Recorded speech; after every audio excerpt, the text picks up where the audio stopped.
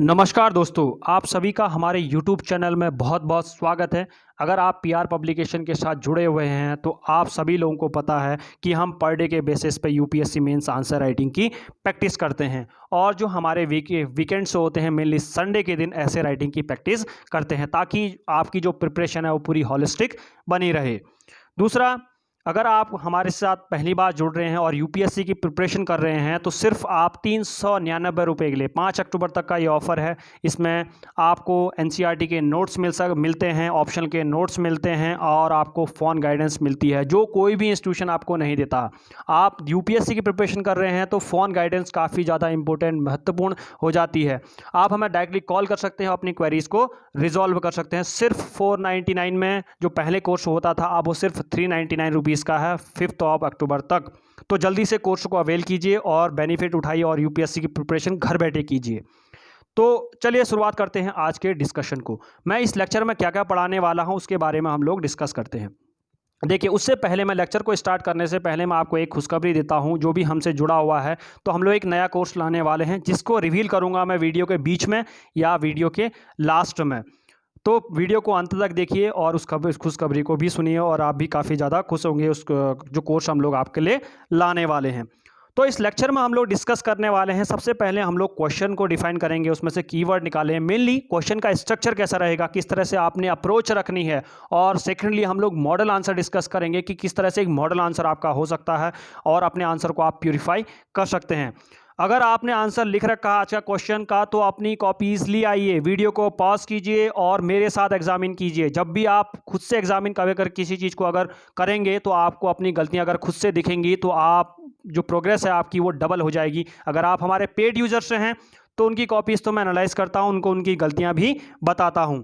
But क्या है कि जो हमारे नॉन पेड यूजर्स हैं वो भी इस वीडियो से फ़ायदा उठा सकते हैं और जो हमारे टेलीग्राम चैनल है पीआर पब्लिकेशन का, वहाँ से पर डे के बेसिस पे हम लोग क्वेश्चन देते हैं। उस क्वेश्चन को लिखिए और यहाँ पर एग्जामिन कीजिए। मैं सारी चीज़ें जो हमारे पेड यूजर्स हैं उनकी कॉपी एनालाइज करता हूँ, बट मैं यहाँ पर आपको बताता हूँ कि आंसर का स्ट्रक्चर कैसा होना चाहिए, आपको लिखना कैसे है, मॉडल आंसर क्या होगा, उसके बारे में भी डिस्कस करते हैं। तो आप अपनी कॉपीज़ ले आइए, वीडियो को पॉज कीजिए और मेरे साथ एग्जामिन कीजिए क्वेश्चन क्या क्या मतलब मीन्स आपको स्ट्रक्चर आंसर क्वेश्चन का जो स्ट्रक्चर है, आंसर किस तरह से आपको लिखना है उसके बारे में डिटेल में एनालिसिस करते हैं। तो क्वेश्चन है आपका, what are global commons, deliberate how governing the global commons is defining challenge for current and future generation. 250 marks का क्वेश्चन है, करंट के बेस्ड पे है। और जो इस क्वेश्चन में से हम लोग कीवर्ड से हैं वो आपका, अगर मैं क्वेश्चन को पढ़ूं दोबारा से तो व्हाट आर ग्लोबल कॉमन्स, तो सबसे पहला जो हमारा आता है वो है ग्लोबल कॉमन्स।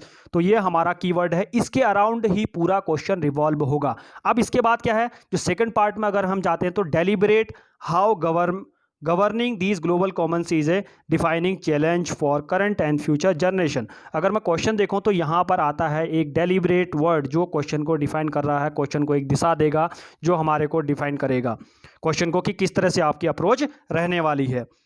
तीसरा अगर मैं बात करूं तो गवर्निंग द ग्लोबल कॉमन्स, एक फ्रेज निकल के आता है तो आपकी हेडिंग्स बनते गई। सबसे पहले आप देखिए, अभी स्ट्रक्चर में सब चीज़ बताता हूँ आपके पास क्या क्या वर्ड्स आ गए, ग्लोबल कॉमन आ गया, डेलिबरेट आ गया, गवर्निंग द ग्लोबल कॉमन्स आ गया, थर्ड पार्ट आता है आपका डिफाइनिंग चैलेंजेस आते हैं फॉर करंट एंड फ्यूचर। तो ये जनरेशन के लिए ये 3 वर्ड हो गए, मीन्स आपका क्वेश्चन 250 मार्क्स का फ्रेम हो चुका है। तो आप इंट्रोडक्टरी पार्ट में किस तरह से स्टार्ट करेंगे उस चीज़ के बारे में डिस्कस करते हैं। अगर आपने अभी तक वीडियो को लाइक नहीं कीजिए है तो वीडियो को लाइक कीजिए, चैनल को सब्सक्राइब नहीं किया तो चैनल को सब्सक्राइब कीजिए। बहुत सारे जो हमारे यूजर्स हैं वो हिंदी माध्यम से हैं तो उनके लिए जो क्वेश्चन है, ग्लोबल कॉमन्स क्या है, वर्तमान और भविष्य की पीढ़ियों के लिए वैश्विक कॉमन्स को नियंत्रित करना चुनौतीपूर्ण है, विस्तार से समझाइए। तो आपको ये क्वेश्चन मैंने हमारे जो हिंदी माध्यम से हैं उनके लिए भी मैंने बताया कि अगर आप हिंदी माध्यम से हैं तो आप हमारे साथ भी प्रिपरेशन कर सकते हैं, मैं उनकी कॉपीज़ को भी एनालाइज करता हूँ। तो चलिए शुरुआत करते हैं। आज का आंसर कैसा स्ट्रक्चर होता है, अपनी कॉपीज निकाल लीजिए और चेक करने के लिए बैठ जाइए। अगर आप हमारे पेड यूजर से तो मन की कर ही रहा हूं, जो नॉन पेड यूजर्स हैं अपनी कॉपीज निकालिए, पेड यूजर भी अपनी कॉपीज निकालिए और चेक करिए अपने आंसर को क्या क्या है। क्या आपने आज के आंसर में ये सारी चीज़ें इंक्लूड कर रखी हैं? अगर आपने ये इंक्लूड कर रखी हैं तो अपने आप को 1 मार्क्स दीजिए। जो जो चीज़ें मैंने पॉइंट लिख रखे हैं उसके हिसाब से अपने आप को मार्क्स दीजिए, राइट। अगर आपको पता चल जाएगा कि आप कितने गहरे पानी में हैं। तो सबसे पहले अगर मैं स्ट्रक्चर के आंसर में बात करता हूं तो हमारा आता है इंट्रोडक्शन। इंट्रोडक्टरी पार्ट आता है डिफाइनिंग एंड टाइप्स। तो सबसे पहले जो हमारा जो कीवर्ड था वो है आपका ग्लोबल कॉमन्स, तो उसको आपने डिफाइन करना था इंट्रोडक्टरी पार्ट में, राइट। तो उसकी डेफिनेशन से स्टार्ट करनी थी। दूसरा, सेकंड जो सब पार्ट है उसी इंट्रोडक्टरी पार्ट का जो सेकंड पैरा बन सकता था या उसके अंदर भी आप इंक्लूड कर सकते थे, वो है आपका types of global Commons, right. ये आपका सेकंड पार्ट मींस पहले इंट्रोडक्टरी पार्ट के अंदर आ जाता।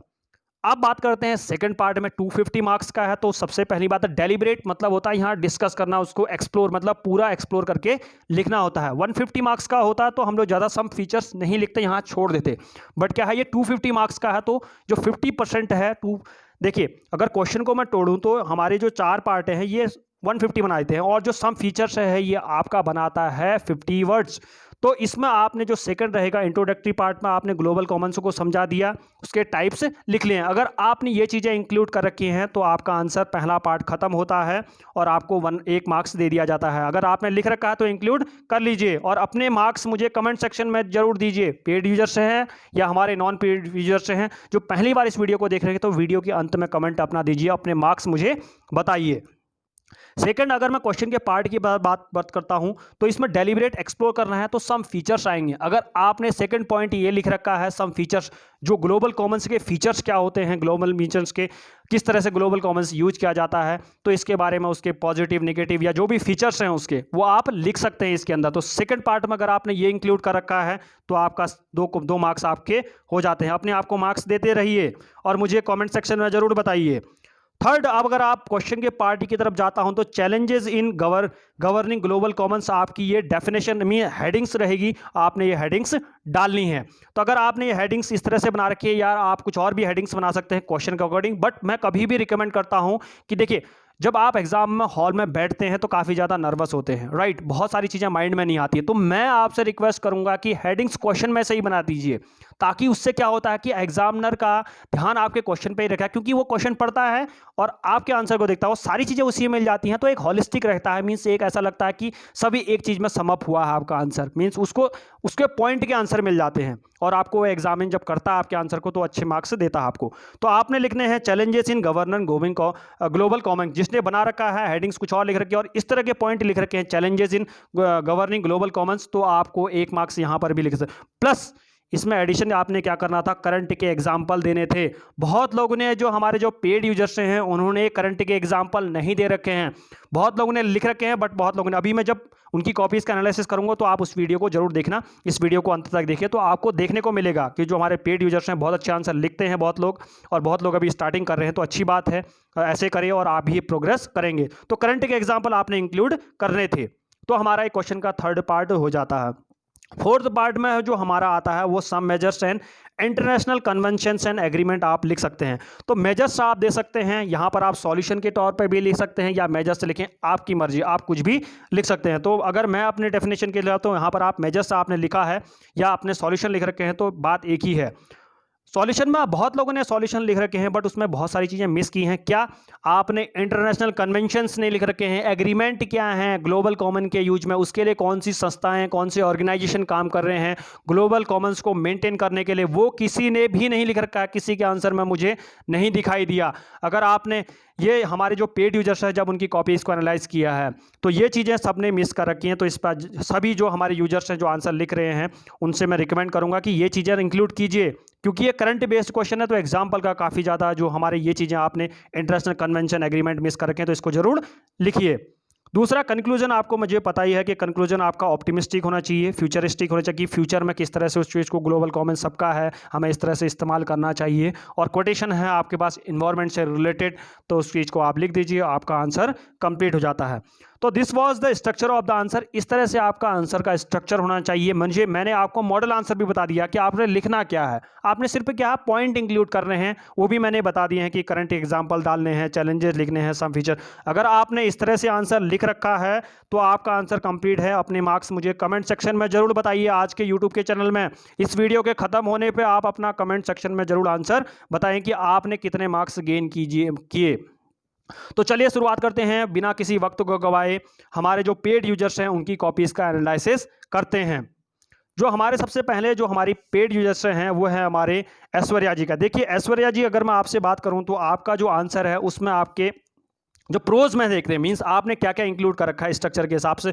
आपने मुझे लगता है कि अपनी कॉपीज़ को एनालाइज कर लिया होगा, जो स्ट्रक्चर बता दिया होगा, आपको अपने मार्क्स पता चल गए। फिर भी मैं आपको बताता हूं कि आपने क्या क्या गलतियां कर रखी हैं। प्रोज में आपने डिफाइन कर रखा है, काफ़ी सही है, आपने डेफिनेशन दे रखी है, उसके टाइप्स दे रखे हैं। बट कॉन्स में क्या है, आप फ्लो चार्ट यहाँ पर यूज कर सकती थी, अपना टाइप्स बचा सकती थी। यहाँ पर आप टाइप्स ऑफ ग्लोबल कॉमन्स लिख रही हैं। फीचर आपने नहीं लिख रखे हैं, फीचर्स लिखने थे आपने। सेकंड जो पार्ट था ग्लोबल कॉमन्स का, क्वेश्चन जो डिमांड करता है वो नहीं लिख रखा है। और जो आपके मेजर्स हैं वो और अच्छे हो सकते थे, जो मैंने आपके मेजर्स पढ़े। और चैलेंजेस आपके क्वेश्चन में मिस करते हैं, तो उस चीज़ को आप इंक्लूड कीजिए। ये सारी गलतियाँ आपने कर रखी हैं, तो आप इस चीज़ को ध्यान में दीजिए और अपने आंसर को दिन प्रतिदिन और रिफाइन कीजिए। सेकेंडली अगर मैं देखता हूँ, हमारे ऐश्वर्या जी के बाद आता है हमारा रितु चोकर जी का आता है। रितु जी का आंसर लिख रखा है। आंसर इनका पढ़ता हूँ तो मुझे आंसर इनका स्ट्रक्चर्ड फॉर्म में नहीं दिखता है। तो इन्होंने चैलेंजेस इन गवर्निंग ये मिस कर रखा है। इन्होंने ये लिख सकती हैं, फीचर्स यूज कर सकते हैं, कैन यूज सम फीचर्स, अच्छे फीचर्स मीन स्ट्रक्चर फॉर्म में आंसर नहीं दिख रहा है। अगर आप रितु जी हमारे आंसर को मैंने जो स्ट्रक्चर बता रखा है उसको देख रही हैं, तो उस चीज़ को आप ध्यान से देखिए, वीडियो को दोबारा देखिए, 2-3 बार देखिए। देखिए मैं किस तरह से देखता हूँ, एक बार आपको स्ट्रक्चर फ्रेम करना आ गया तो आप किसी भी क्वेश्चन को टैकल कर सकते हैं। मीन्स ये उसी की तरफ से है कि अगर आप कोई मैथ्स का क्वेश्चन है, अगर आप उसकी मेथड को समझ गए तो आप कोई भी क्वेश्चन उस टाइप का क्वेश्चन सॉल्व कर सकती हैं। बट अगर आपने उसको रटा है कि आपने सिर्फ उसको क्रैम किया है, तो आपने वो आंसर आप क्या है, हर बार अगर उस टाइप का क्वेश्चन आता है तो आपको फ्रेम आंसर नहीं लिख पाएगी। तो मुझे इस वीडियो को देखिए, स्ट्रक्चर को दोबारा देखिए कि मैं कहाँ पर गलतियाँ कर रही हूँ, तो आप अपने आप को और दे सकती हैं। तो आपके आंसर में स्ट्रक्चर में कमी दिखती है, चैलेंजेस नहीं लिख रखे हैं आपने, और जो पॉइंट हो सकते हैं, मेजर्स होते हैं, वो और अच्छे हो सकते थे। और आपका जो आंसर है ओके ओके है, तो आपका ये एनालिसिस रहा।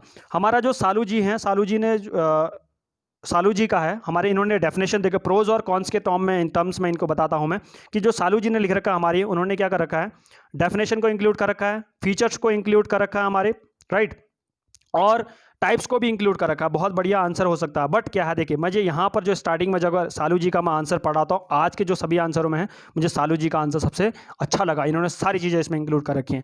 बट सालू जी से अगर मैं एक चीज़ कहूँ, तो यहाँ तक मैं जब क्वेश्चन पढ़ रहा था, सालू जी अगर आप वीडियो को देख रही हैं, challenges in governing global Commons, तो यहाँ पर जब मैं पढ़ रहा था हाई सीज कंसर्न फ्री नेगेवेशन देख रखा, तो प्रेजेंट भी आपने इसी के साथ इंक्लूड कर रखा। मुझे लगा एग्जाम्पल दे रखे आपने। जब मैं सेकंड पार्ट की तरफ अगर मैं मूव करता हूँ, तो साथ साथ आपने सॉल्यूशन भी दे रखे हैं, तो ये अच्छी बात है। आपने लिख रखा है, इस तरह भी लिख सकते हैं। अगर मैं आपसे रिकमेंड करूंगा कि अगर आपने इस तरह से चैलेंजेस और प्लस उसके साथ साथ सॉल्यूशन, अगर आप एक नया कॉलम बना के सॉल्यूशन वाला टर्म, जो मेजर्स वाला टर्म है, अगर उसको लिख देते एक साथ, तो आपका आंसर और अच्छा हो सकता था। बट अभी भी इस आंसर में कोई कमी नहीं है, कंबाइंड फॉर्म है। मैं आपसे कहता कि अगर कंबाइंड फॉर्म में लिखती कि सॉल्यूशन एक तरफ, मेजर्स अलग एक तरफ, या मेजर चैलेंजेस एक तरफ, इस तरह से आप लिखती तो आंसर आपका और बढ़िया हो सकता था। क्योंकि चैलेंजेस इन मैनेजिंग अंटार्कटिका आपने लिख रखा था, अगर सभी को होलिस्टिक मिले तो आपका टाइम सेव होता है इसमें, और कुछ नहीं। और जो पॉइंट लिख रखे हैं आपने, बेहतरीन पॉइंट लिख रखे हैं। आपका जो, अगर मैं आज सभी के जो आंसर लिखे हैं उसमें से आपका आंसर सबसे बेस्ट है आज के, उसमें से आप इसमें से 10 में से 8 मार्क्स गेन करती हैं। तो बढ़िया आंसर लिख रखा सालू जी आपने, इसी तरह से बढ़ते रहिए और आगे बढ़ते रहिए। हमारे सौदामिनी जी हैं, अभी इन्होंने लिखना आंसर, इनका मैसेज आया था कि सर मैंने अभी लिखना स्टार्ट। देखिए सौदामिनी जी, सभी जो यूजर्स हैं, जो हमारे जो पेड यूजर्स हैं, कि सारे के सारे अभी लिखना ही स्टार्ट किया इन्होंने। 1 महीना पहले अगर इनकी कॉपियाँ आप देखते तो इनको भी ऐसा कुछ लिखना नहीं आता था। तो आप भी इसी तरह से बढ़िए, रोज़ आंसर लिखिए, तो आपके आंसर भी रिफाइन होंगे। इस वीडियो को जो स्ट्रक्चर फॉर्म उसको पढ़िए, और दोबारा से जब नेक्स्ट टाइम अगर आप कल क्वेश्चन देखेंगी तो उसको आप ध्यान से देखिए कि मैं इसको आंसर इस तरह से लिख रही हूँ। तो धीरे धीरे आपकी 1 महीने के अंदर अप्रोच अच्छी बन जाएगी। तो सालू जी आपके इसमें काफ़ी डेफिनेशन मिसिंग हो सकती है, डेफिनेशन लिख रखी है आपने, फीचर्स और अच्छे लिख सकती थी आप। नहीं सॉरी, सालू जी कह रहा हूँ, सौदामिनी जी, आपका स्ट्रक्चर फॉर्म में आंसर नहीं लिखता है। जो पॉइंट हैं आपके कॉमन पॉइंट लिख रखे हैं, और अच्छे पॉइंट हो सकते थे। तो आप सीधे सीधे क्या करिए, इस वीडियो को, स्ट्रक्चर फॉर्म को देखिए और धीरे धीरे इंप्रूव कीजिए। पैनिक करने की जरूरत नहीं है। आप लिखना स्टार्ट किया है तो इस तरह से हर कोई ऐसा ही था पहले, तो आप भी इसी तरह से अप्रोच रखिए और आगे बढ़ते रहिए। तो दिन प्रतिदिन आप लिखें हमारे आंसर पे, तो आपको अगर देखेंगी तो वीडियो के, जब आप 1 महीने के अंदर आपने अपनी कॉपी देखेंगी तो आपको अपने उसमें इंप्रूवमेंट जरूर दिखाई देगा। सांकेत जी का है, अगर मैं सांकेत जी के बारे में बात करता हूँ, तो इन्होंने क्या कर रखा है, डेफिनेशन इंक्लूड कर रखी है, चैलेंजेस लिख रखे हैं, बट इन्होंने एग्जाम्पल क्या कहते हैं मेजर विथ एग्जाम्पल जो है वो मिस कर रखा है, जो फीचर है वो मिसिंग है इनके क्वेश्चन में। तो डेफिनेशन है, चैलेंजेस लिख रखे हैं, एग्जाम्पल लिख रखे हैं, जो फीचर्स है वो मिसिंग हो जाता है इनके उसमें, मेजर्स विद एग्जाम्पल मिसिंग हो जाता है। और मैं सबके बारे में बात करता हूँ, जितने भी आंसर मैंने पढ़े वहाँ पर इंटरनेशनल ऑर्गेनाइजेशन, इंटरनेशनल एग्रीमेंट जो है, इंडिया का स्टैंड क्या है, वो आप किसी ने भी नहीं लिख रखा है। तो ये इस क्वेश्चन में अगर आपने नहीं लिख रखा है तो इसको ध्यान दीजिए, आपने ये चीज़ें भी इसमें इंक्लूड करनी थी। तो सांकेत जी मैंने आपको बता दिया कि आपका क्या क्या जो आपकी गलतियां हैं वो मैंने आपको डिफाइन कर दी।